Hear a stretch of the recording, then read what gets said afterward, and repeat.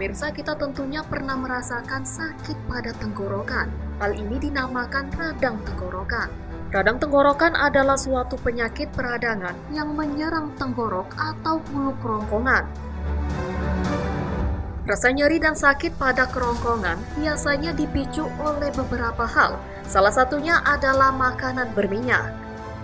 Berbagai makanan yang memicu seperti makanan pedas, makanan bertekstur keras, kering, susu, dan juga alkohol. Selain akibat makan, radang tenggorokan juga bisa disebabkan oleh virus dan alergi yang terjadi di jalur menelan.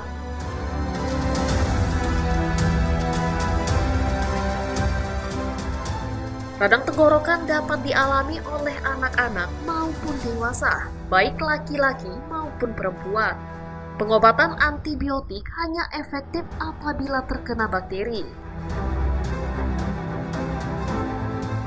Lalu bagaimana cara menghindarinya dan bagaimana cara mengatasinya? Temukan jawabannya hanya di Sehat Bersama Rumah Sakit Evarina berikut ini.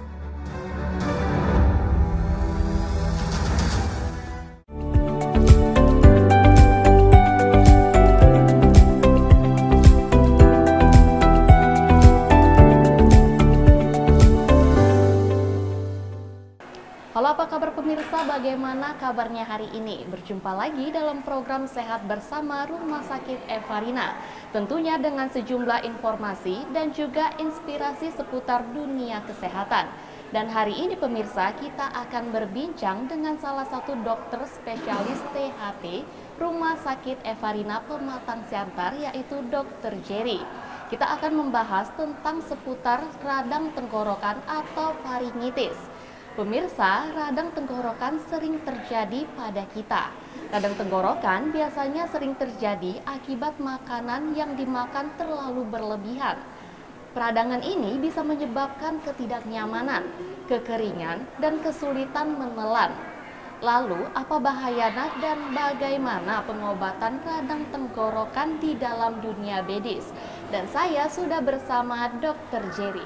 Dok, gimana kabarnya nih, Dok? Ya, puji Tuhan, sehat, Citra. Oke, Dok, sebelum yang salah saya bilang tadi nih, Dok, saya penasaran. Dok, bisa nggak dijelaskan apa sih radang tenggorokan itu, Dok? Dan jelaskan sedikit dengan anatomi area mulut, Dok. Oke, kita sering sudah ya dengar radang tenggorokan ini gimana gitu ya. Karena apa? Sering di masyarakat kita dengan keluhan, saya sakit radang tenggorok gitu. Sering komplain ke dokter begitu.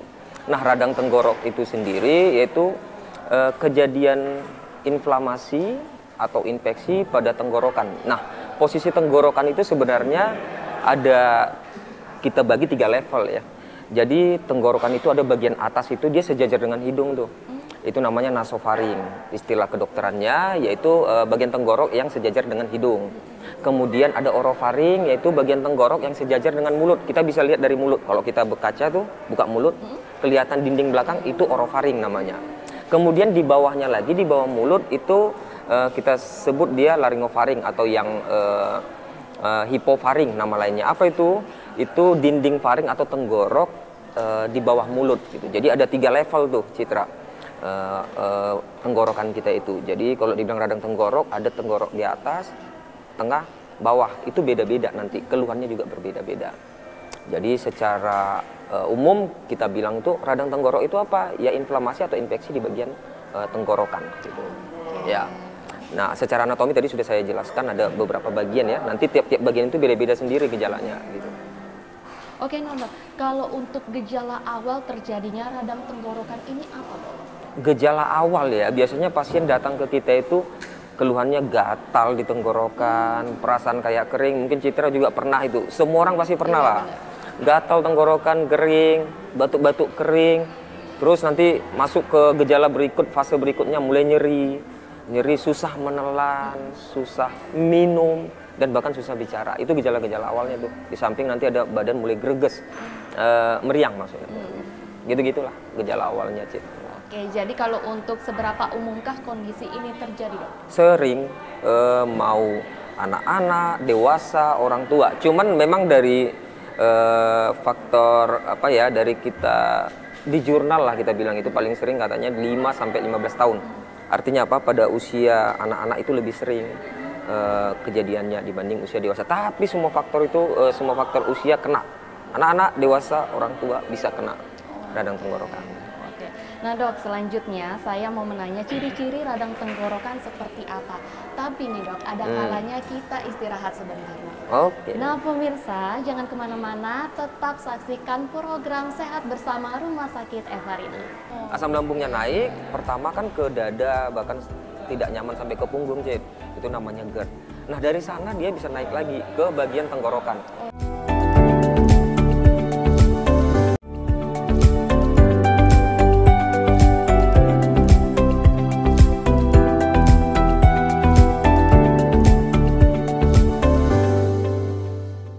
Baik pemirsa, terima kasih Anda masih bersama kami. Nah pemirsa, sebelum yang saya ucapkan tadi, saya mau bertanya lagi bersama Dr. Jerry, ciri-ciri radang tenggorokan itu seperti apa dok? Oke, ciri-ciri radang tenggorokan itu kita lihat dari keluhan pasien, kemudian nanti setelah kita dengar keluhannya, kita periksa nanti tenggorokannya ya, baru kita dapat simpulkan, oh ini radang tenggorok. Nah, ciri-ciri itu kalau dari keluhan pasiennya itu seperti kita sebut di awal tadi, dimulai dengan keluhan ringan seperti mulai rasa gatal, rasa kering, panas tenggorokan, nyeri, kemudian untuk bicara juga nyeri gitu ya, sakit ketika berbicara, kemudian ada keluhan badan meriang sampai dengan demam gitu ya. Lemas gitu, bahkan sampai kadang mual muntah. Ketika ada gejala itu tentu kita harus periksa, sebagai dokter kita periksa tenggorokannya, kita lihat dinding tenggorokannya itu biasanya merah tuh. Merah artinya meradang dan bisa diikuti dengan amandelnya bengkak. Jadi faringitis atau radang tenggorokan itu bisa juga dia ikutannya itu bisa membuat penyakit amandel ya, tonsilitis istilah kita. Jadi dengan keluhan pasien, terus kita periksa pasiennya, baru kita bisa tegakkan, oh ini radang tenggorokan. Oke, berarti kita tidak bisa hanya sekedar periksa aja nih, pasti otomatis di dalam kita harus periksa. Iya, kita harus juga periksa, ya, karena kenapa? Amandel pun bisa mengakibatkan nyeri menelan, jadi kita harus pastikan ini apakah amandelnya saja atau tenggorokannya semua, yang 3 tempat tadi kena semua, yang bagian atas, tengah, bawah. Jadi harus kita pastikan dengan pemeriksaan. Oke. Nah, kalau untuk penyebab dari radang tenggorokan nih dok, apakah makanan manis dan pedas penyebab dari radang tenggorokan ini? Iya, menarik Cid, karena gini, kadang kan kita sering dengar itu, nggak boleh makan yang pedas-pedas, manis-manis gini. Sebenarnya ya it's okay, itu juga memang betul di satu sisi, tapi kita harus tahu penyebabnya dulu. Penyebabnya kan radang tenggorokan ini nggak selamanya karena bakteri virus. Jadi ada dia infeksius, kalau infeksius itu kan penyebabnya bakteri dan virus itu. Kemudian yang non infeksius itu bisa karena itu tadi, pola perilaku makan kita gimana gitu ya. Apa yang kita hirup seperti asap rokok itu bisa mengakibatkan radang tenggorokan. Kemudian sakit mah lagi. Sekarang lagi ngetren itu sakit mah, nanti kita bahas lagi mengenai apa itu LPR itu. LPR itu laryngopharyngeal reflux tuh, dari sakit mah gitu. Jadi penyebabnya ada beberapa selain yang bakteri virus. Yang sering kita larang-larang itu makan jangan yang pedas manis, itu lebih ke non infeksius itu. Bukan karena bakteri virus penyebabnya gitu loh. Jadi kalau dibilang tadi apa tadi yang manis bisa. Pedas. Itu bisa mengakibatkan radang tenggorokan, dan tentunya pengobatannya beda sama yang infeksius bakteri, beda gitu. Bisa jadi sangat bisa dibilang benar ya dok? Iya, bisa dibilang benar dengan catatan berlebihan. Kita tahulah kalau berlebihan nggak ada yang bagus. Tidak bagus juga, bukan berarti Citra makan manis terus sakit tenggorokan. Jadi kalau berlebihan manisnya, berlebihan pedasnya baru. Iya benar. Iya. Oke dok, pertanyaan berikutnya, apakah radang ini akan ada hubungannya dengan GERD? Itu tadi, saya baru bahas dengan LPR tadi. GERD itu kan itu kaitannya sama lambung ya. Jadi ada masalah di lambung, kemudian karena berlebihan itu asam lambungnya atau gas lambungnya. Kita kan punya klep itu, dari saluran kita punya klep ke bawah itu, ke lambung. Klepnya itu kadang sudah lemah, naik tuh. Asam lambungnya naik, pertama kan ke dada, bahkan tidak nyaman sampai ke punggung, Cid. Itu namanya GERD. Nah dari sana dia bisa naik lagi ke bagian tenggorokan. Itu namanya yang saya bilang tadi LPR, laryngopharyngeal reflux. Kalau sudah sampai di tenggorokan, keluhannya hampir mirip sama yang keluhan-keluhan tenggorokan yang lain, rasa tidak nyaman, rasa sangkut di tenggorokan, kadang suara sampai serak. Jadi naiknya asam lambung atau GERD tadi bisa buat radang tenggorokan. Radang tenggorokan ya dok. Nanti penata laksanaannya nggak perlu antibiotik, nggak perlu antivirus, nggak perlu. Nanti pengaturan pola makan, lambungnya diobatin.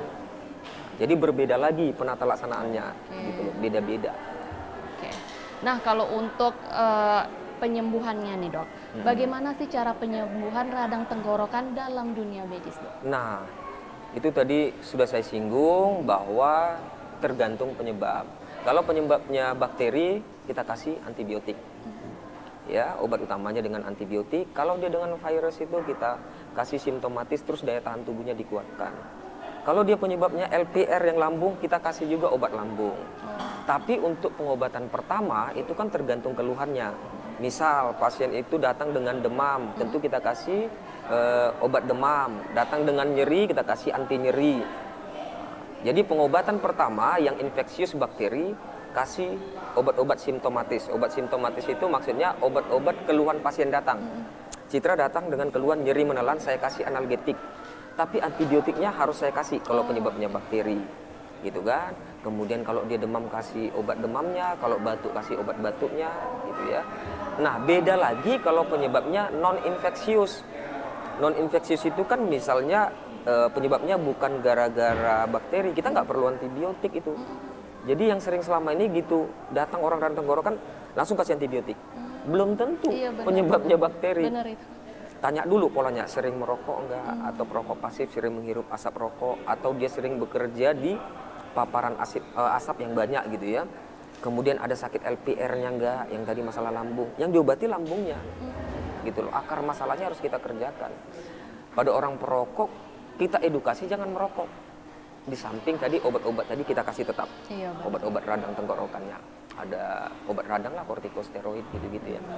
Jadi yang paling penting kita tahu dulu penyebab radang tenggorokannya apa, sehingga tahu ngasih obat yang tepat. Tidak selamanya dengan antibiotik pengobatan radang tenggorokan. Karena memang ada aja juga kan dok, tidak hanya penyakit radang tenggorokan, bisa saja penyakit dari yang lain juga. Bisa, penyebab akar masalahnya bisa dari yang lain gitu loh. Cuman kita faktanya di lapangan apa? Sakit tenggorokan, bom antibiotik. Iya, benar. Belum tentu. Ya itu yang saya bilang tadi, perlu pemeriksaan fisik. Dari pemeriksaan kan kita bisa tahu, oh ini perlu antibiotik apa tidak. Kalau untuk penyembuhannya dok, kira-kira berapa lama sih dok? Itu kalau ditanya berapa lama, lagi-lagi tergantung penyebabnya apa. Kalau penyebabnya virus itu biasanya seminggu, ya kita tahu lah virus itu bertahan. Kalau daya tahan tubuh bagus, seminggu, 2 minggu bisa sembuh sendiri ya. Antibodi kita akan melawannya. Jadi kalau misalnya antibiotik tergantung juga daya tahan tubuh kita, terus efisiensi atau efektivitas dari pemberian antibiotiknya gitu ya. Tidak bisa ditentukan 3 hari, 5 hari, nggak bisa. Kita sama-sama radang tenggorokan nih. Dengan obat yang sama kita bisa beda loh hasilnya. Kenapa? Daya tahan tubuh kita kan beda-beda. Iya benar, antibiotik. Nah, kalau misalnya LPR tadi yang dari lambung itu agak lama. Kita biasanya evaluasi 2 bulan tuh. Karena kenapa? Yang kita evaluasi juga lambungnya. Kita obati lambungnya supaya jangan kambuh masalah di lambungnya. Jadi tergantung penyebabnya berapa lama penyembuhannya. Oke dok, seberapa bahaya sih dok penyakit radang tenggorokan ini dok? Iya, kadang sering lupa ya pasien-pasien kita ini kadang abai gitu kan. Padahal tidak tempatnya lagi di masa sekarang lah untuk abai pada penyakit-penyakit faringitis sehingga mengakibatkan komplikasi yang berat. Kenapa? Sekarang akses kesehatan gampang diakses ya, ke puskesmas juga bisa, sudah ada BPJS. Kalau zaman dulu memang sering kita temui ini komplikasi menjadi menjadi berat untuk penyakit ini sering kita temui di zaman dulu. Tapi sekarang sudah jarang ya. Biasanya sih bisa berkomplikasi atau menjadi berat gara-gara sudah terbentuk nanah atau abses di bagian amandel gitu ya. Namanya abses peritonsil. Itu bisa mengakibatkan tersumbatnya jalan nafas.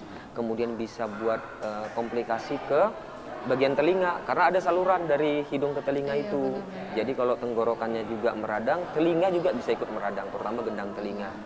Kemudian bisa juga mengakibatkan penyebarannya ke bagian sinus hingga mengakibatkan sinusitis pada pasiennya. Tapi sekarang udah jarang ya, udah jarang sekarang karena itu tadi akses ke fasilitas kesehatan gampang, terus antibiotik gampang diakses. Iya, Dikit-dikit sekarang ke apotik kita bisa beli langsung antibiotik. Iya, oke. Jadi untuk komplikasi ke sana sekarang tidak sebanyak dulu ya. Jadi saya sangat menarik ini tentang membahas radang tenggorokan ini, Dok. Dan saya ingin bertanya-tanya lagi. Tapi Dok, ada kalanya kita istirahat sebentar. Ya. Nah, pemirsa jangan kemana-mana, tetap saksikan program Sehat Bersama Rumah Sakit Evalina. Iya, ada beberapa komplikasi. Tadi sudah kita sebut-sebut juga seperti komplikasi ke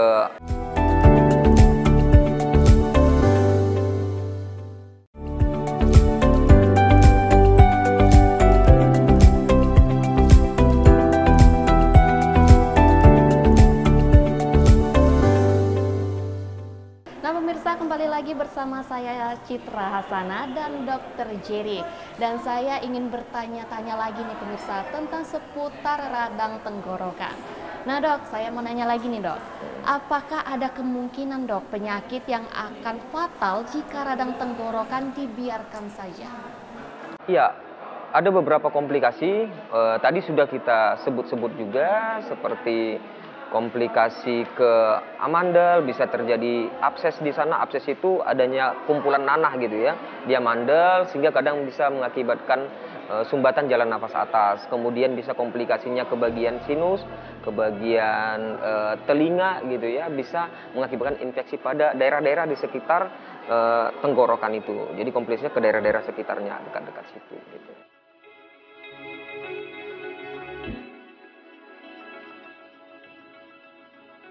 Radang tenggorokan itu cepat menular tergantung penyebabnya. Kalau penyebabnya itu bakteri atau virus, itu menyebar. Apalagi virus itu paling cepat. Menyebarnya itu lewat air ludah ketika ngomong gitu ya. Pada waktu berbicara, udaranya terhirup oleh teman di sebelah, itu akan mengakibatkan penyebarannya secara cepat. Tapi kalau penyebabnya non-infeksius seperti sakit lambung, atau juga kebanyakan menghirup asap, itu tidak mengakibatkan penyebaran pada orang-orang sekitar. Jadi tergantung penyebabnya. Kalau yang infeksius, ya dia dengan cepat bisa menyebar ke orang lain.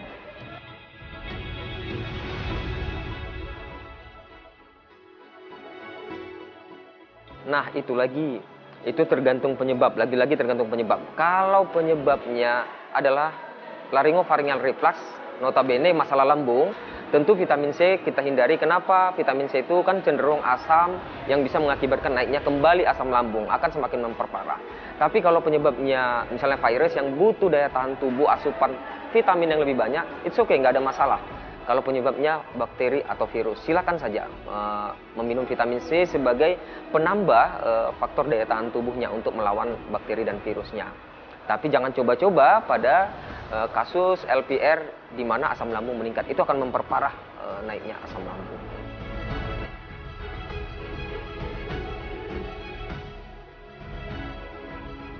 Nah ini menarik juga penggunaan kecap dan jeruk nipis ya, karena ini yang sering digunakan di masyarakat.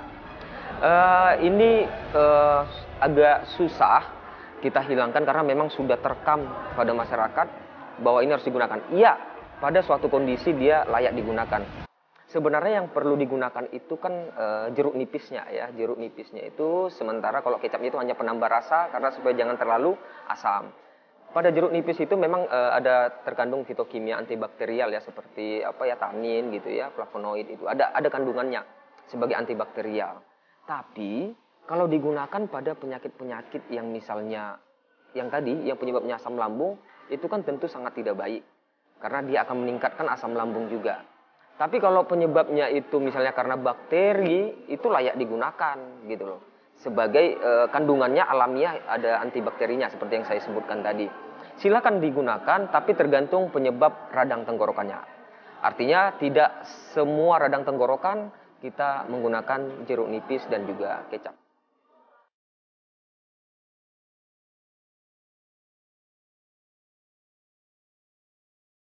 Sebenarnya penggunaan air garam itu bukan dalam rangka mengobati ya, tapi membuat keadaan lebih ringan, gejalanya lebih enak gitu ya, tidak memperparah gejala-gejala yang dialami pasien. Karena kenapa? Sifat garam itu kan menarik cairan gitu ya, sifat garam itu. Jadi kalau ada misalnya cairan yang berlebihan pada tenggorokan, kan kita tahu pada radang tenggorokan kadang berlebihan cairannya sehingga kesannya kita batukkan, seolah-olah itu batuk dari paru-paru. Tidak. Itu cairan yang kita batukkan tuh dari tenggorokan tuh, karena banyak sekret di situ. Jadi garam itu bisa menarik sekret itu dan membersihkan tenggorokan kita dari cairan-cairan atau sekret itu. Jadi penggunaan air garam itu memperingan gejala simptomatis, gejala-gejala pasien radang. Tapi tetap kita harus gunakan, kalau bakteri penyebabnya gunakan antibiotik seperti itu. Tetap ditambahkan dengan obat-obat medis juga.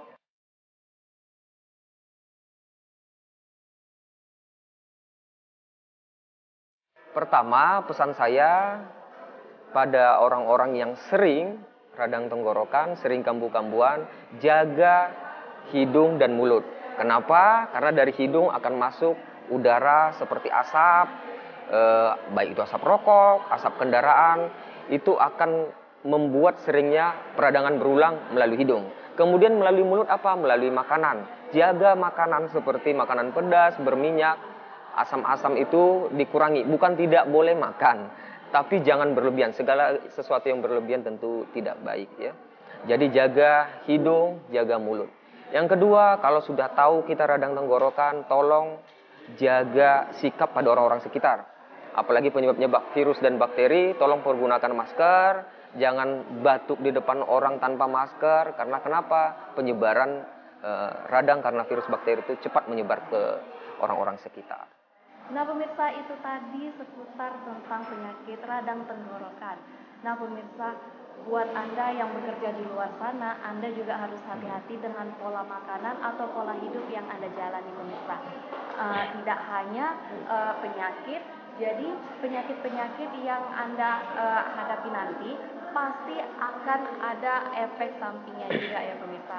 Nah pemirsa, akhirnya saya Citra Hasana dan Dr. Jerry pamit undur diri. Buat Anda pemirsa, jangan kemana-mana, tetap saksikan program Sehat Bersama Rumah Sakit Evarina.